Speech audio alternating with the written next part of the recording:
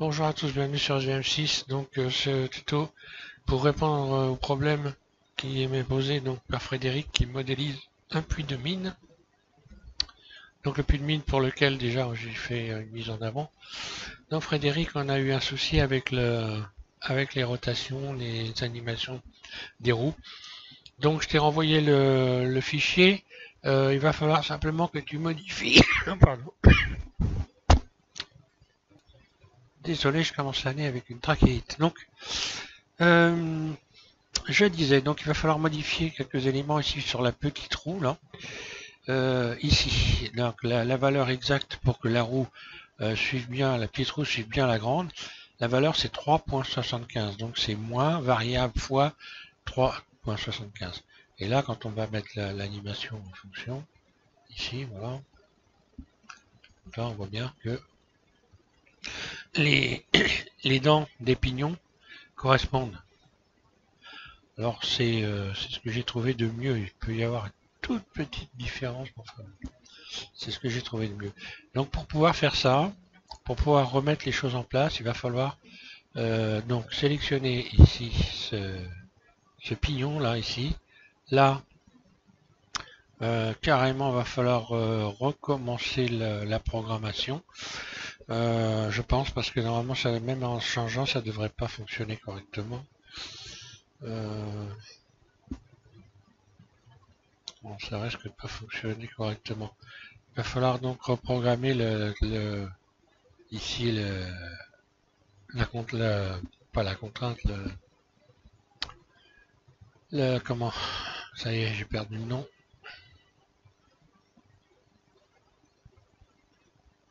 Le contrôleur, voilà, ça y est. Bon, donc il va falloir reprogrammer le contrôleur. Donc le mieux, c'est carrément de supprimer le contrôleur. Voilà, supprimer contrôleur unique, voilà. Parce que ça risque de pas tourner tout simplement. Donc là, de remettre à 0 ici, hein. Voilà. Donc là, taper 0, voilà. Puis ici, de venir remettre en vue 1 et la position 0 ici, voilà. De bien de bien positionner la roue en mode edit pour que les pignons, voilà, soient bien encastrés comme il faut. Donc là à 0, ici bien réglé machin en mode edit. Puis ensuite tu cliques sur Y et là tu vas faire ajouter un contrôleur. Alors le contrôleur lui c'est l'objet, en fait c'est ici la grande roue, hein. Donc en fait quand la petite roue va tourner sur l'axe Y, quand la grande, donc éditer contrôleur, la grande qui elle s'appelle, donc je me rappelle plus exactement, je vais retrouver en venant là, je sélectionne la grande roue, voilà, elle s'appelle M1 Z60 0 x 0, là, voilà. Donc quand celle-là va tourner, hop, je reviens, voilà. Quand celle-là va tourner donc sur l'axe Y, donc position c'est Y, c'est rotation sur Y. Voilà, donc on voit que la roue est venue se remettre en place. Et la valeur de la rotation, ça sera donc ici, après var, donc moins var fois donc l'étoile du pavé numérique, hein, 3.75. Là. Ok. Donc là on voit qu'il y a eu un petit décalage. Donc je me remets en mode objet. Je vais venir remettre la roue comme il faut là. Et puis voilà, j'enclenche la lecture. Là, et voilà, tout se passe bien. Ça suit. Alors, il peut y avoir un tout petit décalage. Quoique. Puis après ça vient. Alors là, ça vient du fait que euh,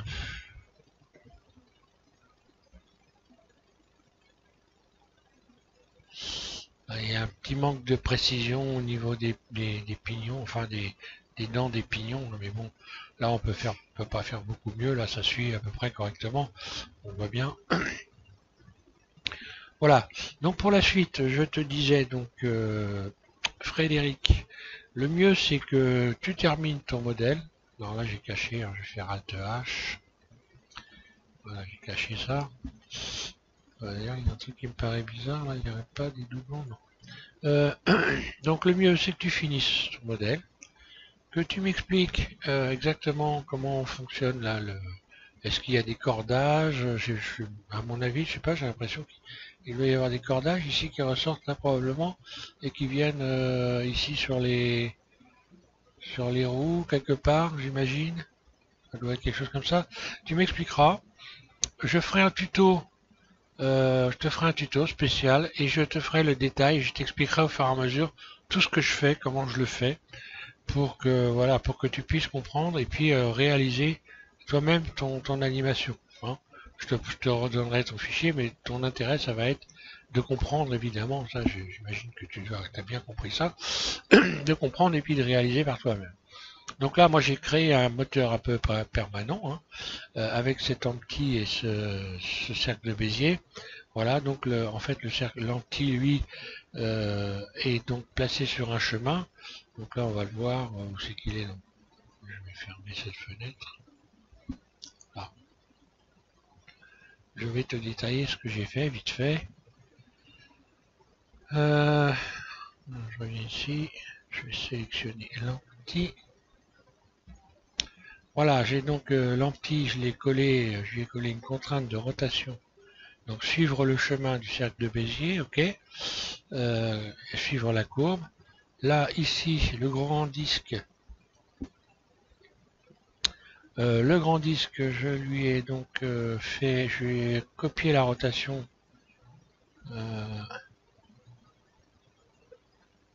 Oui, c'est ça, copier la rotation de.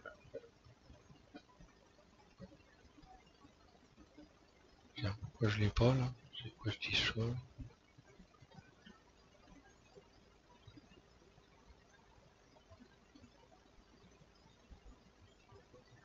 Non, je dis des bêtises, je lui ai collé donc, ouais. Je lui ai collé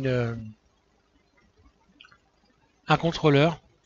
Le contrôleur, bien, voilà, quand on va voir le contrôleur, voilà, le contrôleur en fait. Donc quand l'empty a une rotation sur l'axe Z, c'est bien ce qui se passe, l'empty tourne sur l'axe Z, et bien, la roue, elle également tourne. La roue tourne sur l'axe Y. Voilà. Là, elle tourne sur l'axe Y quand quand l'empty tourne sur Z. Voilà. Donc là, j'avais mis ça. Et pour la petite roue ici, ben pareil, j'ai ajouté un contrôleur. Et le contrôleur, bien c'est la roue, la petite roue tourne dans le sens inverse de la grande. Et donc avec donc dans le sens inverse, c'est le moins que j'ai mis là. Hein. Et donc pour sa vitesse de rotation, c'est fois 3,75. C'est-à-dire qu'il faut qu'elle tourne évidemment plus vite que la grande, puisque c'est le principe. Hein. Voilà. C'est le principe des pignons. Le plus petit tourne plus vite que le plus grand. Donc ça, je t'apprends rien évidemment. Et donc voilà. Grosso modo, pour te détailler ce que j'ai fait. Donc là, j'ai retiré moi toutes les parentés. Tu avais mis des parentés. J'ai pas bien saisi ce que tu as voulu faire, mais il y avait une parenté ici entre cette roue là et quelque part quelque chose ici. J'ai pas bien réussi à comprendre. Il y avait une parenté avec quelque chose ici. Et j'ai pas réussi. Donc j'ai tout supprimé les parentés et je refais carrément le truc. Donc pour ce qui est du reste, tu finis, tu mets l'ascenseur. L'ascenseur, j'imagine que ça doit être ça, j'imagine. Ou ça. Enfin, tu m'expliqueras, j'imagine que ça doit être quelque chose dans ce genre-là. Là, apparemment, il y a une parenté aussi. Ah, y aurait-il une parenté quelque part? Je vais arrêter de... Non. Pourquoi j'ai ça, moi? Ce serait mieux avec ça.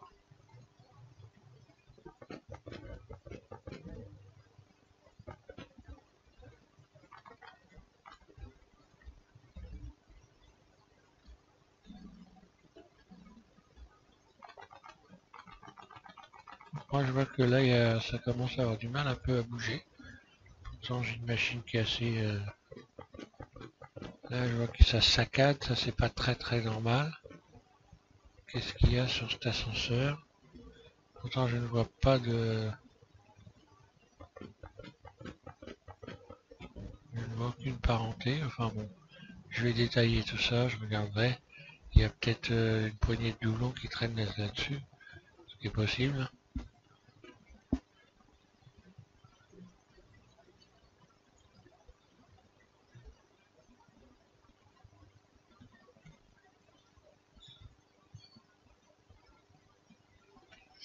Euh...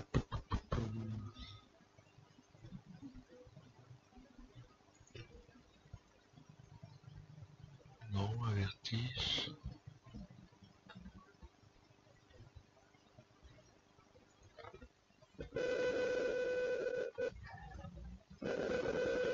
Bon, enfin, il faudra m'expliquer tout ça parce que là j'ai un peu de mal à comprendre comment ça fonctionne tout ça. Oui, je regarde. Voilà. Ok, voilà, donc, bah écoute, je te dis à plus, et puis, bah bon courage pour la suite, hein. Tu tiens le bon bout quand même, apparemment, il commence à ne plus manquer grand-chose. Voilà, et puis donc, bah voilà, à plus tard, hein. Merci pour tes... Merci de suivre la chaîne également, et puis, bah, je te souhaite un bon courage, voilà.